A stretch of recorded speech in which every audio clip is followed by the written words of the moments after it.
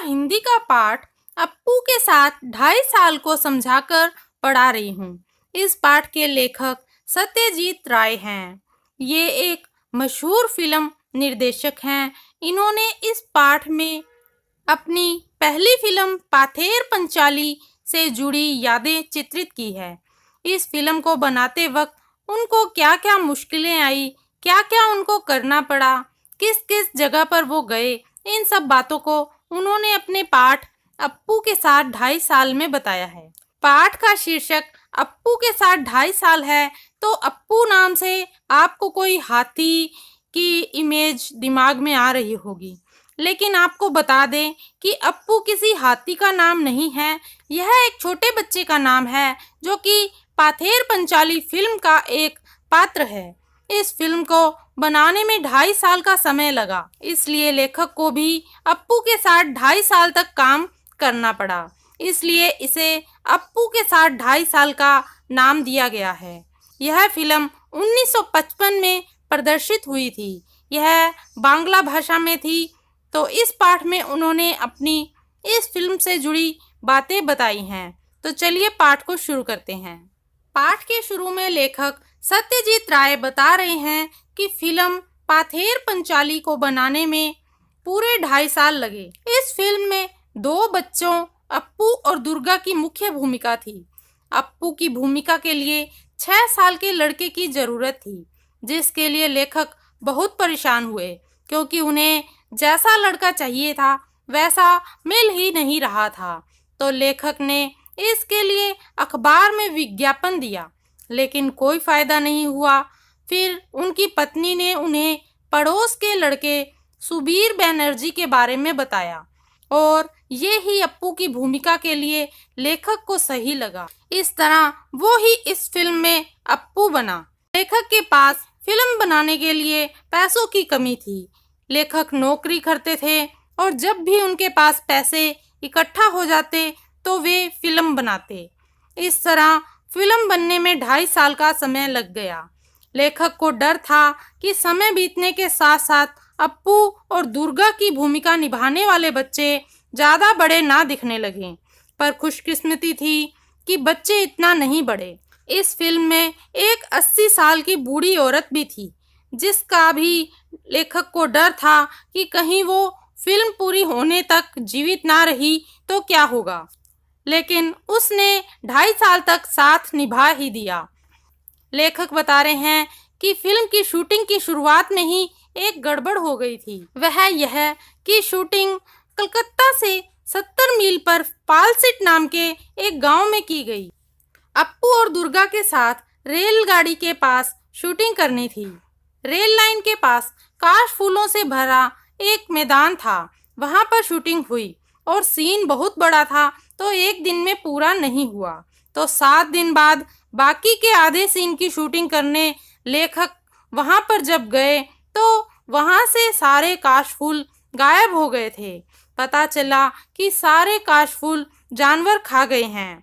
इस कारण लेखक को बाकी बचे सीन की शूटिंग अगले साल शरद ऋतु में करनी पड़ी, जब वह मैदान फिर से काशफूलों से भर गया। तब लेखक ने बाकी बचे हुए सीन की शूटिंग की। इस सीन की शूटिंग में पहली बार लेखक ने 3 रेलगाड़ियों का इस्तेमाल किया था। आगे लेखक बता रहे हैं कि एक सीन को पैसों और समय के अभाव के कारण बीच में ही छोड़ दिया गया, जो कि भूलो कुत्ते का सीन था। 6 महीने बाद पैसे जमा करके शूटिंग दोबारा शुरू की गई, तो पता चला कि भूलो अब इस दुनिया में नहीं रहा। आखिरकार बहुत कोशिशों के बाद उसी गांव में एक कुत्ता मिला, जो बिल्कुल भूलो कुत्ते जैसा दिखता था। बाकी सीन की शूटिंग उसी कुत्ते के साथ की गई। इसी तरह एक और सीन की बात लेखक बता रहे हैं कि फिल्म में श्रीनिवास की भूमिका निभाने वाले एक कलाकार थे। उनकी भी अचानक बीच में मौत हो गई। लेखक को उन्हीं के शरीर जैसा मिलता जुलता एक आदमी मिला, जिसके साथ बाकी का सीन चित्रित किया गया, तथा उस सीन में उसको पीठ की तरफ से दिखाया गया।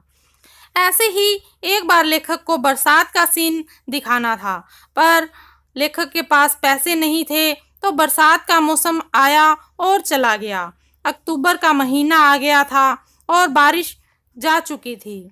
तो लेखक को शरद ऋतु में बारिश के आने का इंतजार करना पड़ा था।